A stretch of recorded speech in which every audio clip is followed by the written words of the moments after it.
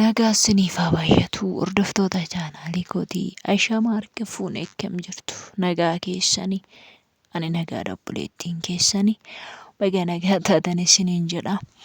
Viidiyoo kana laayik sheer gochaa kottaa gara mana kiyyaa ola seenaan isiniin jedha. Gaaffii isin na gaafachaa jirtan tokko ji'a baay'ee na gaafachaa turtan akkuma galeen na gaafachaa turtanii. Garuu yeroo tokkoof hin milkoofne ammaaf milkaa'eera kanaaf isinii deebisuuf dhufe isiniin jedha waan boru mul'atu waan ta'eef. Lamiinaan jettuuf maaliif mucaayoo godhattee jettanii gaaffii na gaafachaa jirtu maaf huqqattee maalidhaafi naan jettu kunoo akkasuma huqqadheetiin hin jira. Akkasuma immoo mucaa maaf hin godhanne warri naan jettanii gaaffii na gaafattanii. Godhadheen jira galata waaqayyoo isiniin jedha. Anillee gaafa mul'ateen baasa jedheeni mul'atee hoggaa isiniin jedhu gaafa dhalatee lafa gahee mul'isa jedheeni isiniin jedha. Garuu immoo sababiin isaa namoonni baay'een irratti naqaataniitu nutti himii naan jettu jedha. Nutti himii akkamii anuma namaa maa baattaa anuma namaa nutti himtaayi. Maafiyyoo mucaa godhatte naan jettu congratulation naan jedhaa. Galata waaqayyoo godhadheen jira. Innaa lafa hin geenye malee isiniin jedha. Yoo akkam jabaate ji'a 4 ji'a 3 irra hin turu lafa naaf gahaa isiniin jedha. Gaafas immoo viidiyoo waraabee isinitti argisiisa. Isiniin jechuun barbaada maaliif huqqattee kan naan jettan immoo ijoollee baay'een jechaadha. Waan ani nyaadhus hin dhabne waan ani uffadhus hin dhabne jireenya gaariin jiraadha galata waaqayyoo wanti natti hir'ate tokko hin jiru garuu wanti na huqqise maalidha seetanii. Qilleensa Itoophiyaatii jettu yeroo baay'ee ijoolleen anillee akkasuma ofiin jedha garuu akkas miti isiniin jedha. Dubartiin tokko gaafa garaatti baatte hin huqqatti isiniin jedha. Kaan isaanii furdatu kaan isaanii immoo hin huqqatu jechaadha. Ani garuu huqqina hamma hin jedhamneen huqqadhe jechaadha.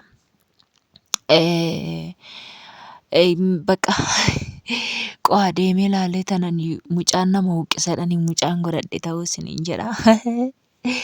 Dubarri immoo nama furrisi jedhan garuu inni durbas yoon godhadhe mucaas yoon godhe kan lachuutu nan gammada sababiin isaa kennaa rabbiin namaaf kennu hundisaatu maalidha gaariidha.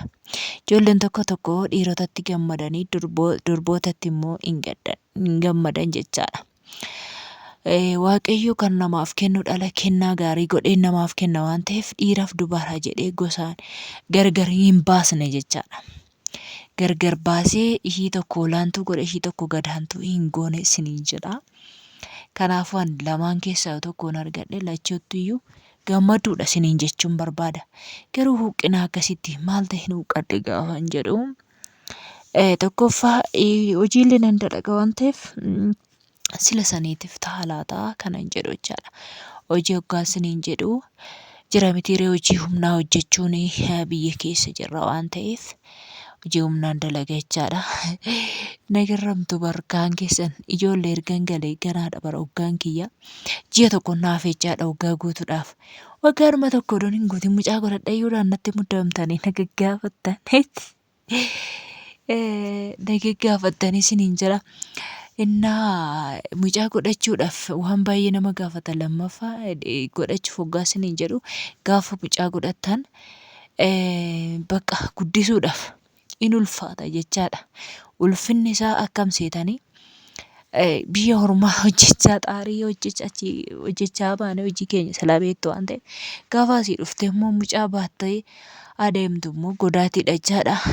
Qaama kee amma huqqadhe kana irra caala iyyuun immoo huqqachuu danda'a kanan jedhudha jechaadha. Xiqqoo ishiitu turuu barbaade. Guyyaa immoo waaqayyo immoo akkas isiniin jedha kaayii. Ammaaf maaliifii viidiyoo akkasitti mul'attee maaf nu waraabne jettanii mul'anne garaan kiyya kanaafuu ani garaan koo nan guddatu isiniin jedha. Gaafa mul'ateen kunooti haala mucaa garaan na guddatee isinitti argisiisa. Anamma ji'a 7 yoo ta'e mul'atu jechaadha koo garaan isiniin jedha. Xiqqoo ishii dalaqiidha dheertuu akka malees miti guutuudha jechaadha. Huqqina yaan qabaadhu iyyuu malee Isiniin jechuun barbaada hordoftoota kiyya. Kanaaf akkasii isiniin jedha. Anillee gammadeen jira warroonni na gaggaafattanillee baganaaf gammadda isiniin jechuun barbaada gaaffii keessa isiniif deebiseen jira. Kunoo kanuma dhageessaniittu anuma namaan baatii warri jettan nan baadha kiyyayyuu isiniin jedha. Ani ijoollee baay'een jaalladha daa'ima keessattuu baay'een jaalladha jechaadha. Maaliif kennaadha waan ta'eef kennaa rabbiin ganama namaaf kennu. Galgala ofiitiif illee dhalli hirkoodha jechaadha. Namni dhala hin qabne beekamaadha xiqqooshii ulfina siin qabu kabaja siin qabu jechaadha. Keessatti daarii godhateeyyuu kabaja hin qabu. Tidaaris yaa godhachuu baatu akkasumatti kophaa koo jiraadha gaafa jedhee namni tokko qabeenya isaatti hirkatee waarratee dhala hin barbaadu. Anuu hangaa jedheetu gaafa jireenya mataasaa kana jiraachisu gatii hin qabu. Qabeenyi tun hin dhumti dhumuyyuu yaa baattu qabeenyi kun yaa teessu garuu immoo dhala yoo hin qabaanneef waan itti hirkatu tokko hin qabu galgala isaa jechaadha gaafa dulloome gaafa dadhabe namni qabee lafaa kaasuu hin jiru yoo dhala hin qabaanne isiniin jechuun barbaada. Akkasii hordoftoota chaanaalee kiyyaa waan dhaggeeffattaniif hedduu takka galatoomaa baay'ee siin jaalladha baay'ee siin kabajaa. Viidiyoo kana immoo dhaabadheen manuma kiyya keessatti isinii waraabaa jira isiniin jedha. Baay'ee sanaaf jiraadhaa gaaffii keessaniif deebii isiniif laadheen jira.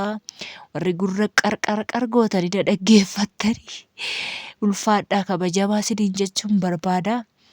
Dhugaa jaalala naaf qabdan irraa kan qabdan gaaffii kana kan na gaggaafattan jechaadha. Jiraadhaa isiniin jechuun barbaada. Isiniif illee Waaqayyo guyyaa isiniif haa fiduu.